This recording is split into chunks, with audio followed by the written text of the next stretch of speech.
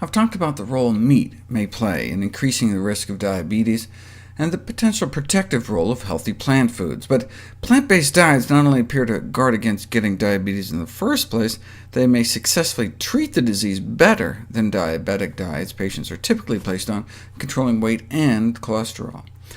Diets based on whole plant foods can result in significant weight loss without any limits on portion size or calorie counting, because plant foods tend to be so calorically dilute. Here's 100 calories of broccoli, tomato, and strawberries. Compare that to 100 calories of chicken, cheese, or fish. People just can't seem to eat enough to compensate for the calorie deficit, so lose weight eating whole plant foods.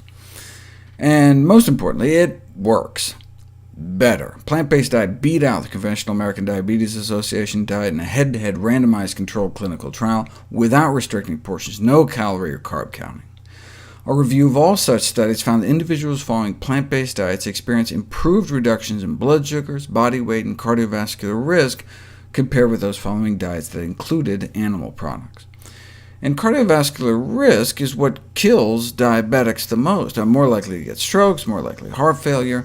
In fact, diabetes has been proposed as a coronary heart disease risk equivalent, meaning diabetic patients without a history of coronary disease have an equivalent risk to those non-diabetic individuals with confirmed heart disease. A newer study used a technique to actually measure insulin sensitivity. It improved on both diets in the first 3 months, but then the veg diet pulled ahead. And look at their LDL cholesterol. That's what we see when people are put on a plant-based diet. Cholesterol comes down so much, it can actually reverse the atherosclerosis progression, reverse the progression of heart disease. We know about the beneficial effect of vegetarian diets on controlling weight, blood sugars, cholesterol, insulin sensitivity, and oxidative stress compared to conventional diabetic diets. But what about quality of life, mood? How did people feel after making such a dramatic change in their diets? In this randomized controlled trial, study subjects were assigned either to a plant-based diet group or control group. Vegetables, grains, beans, fruits, and nuts, with animal products limited to a maximum of 1 daily portion of low-fat yogurt. And the control group got the official diabetes diet.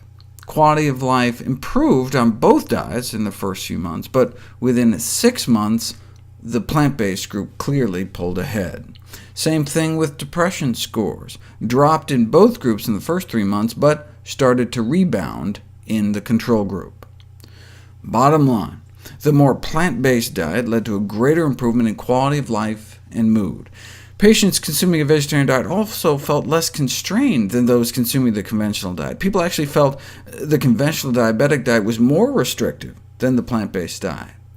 Disinhibition decreased with the vegetarian diet, meaning those eating vegetarian were less likely to binge, and the veg group folks tended to feel less hungry, all of which helps with sustainability in the long term, which is, of course, critical for changing diet. So not only do plant-based diets appear to work better, but they may be easier to stick to. And with the improvement in mood, patients may exhibit desired improvements not only in physical, but also in mental health.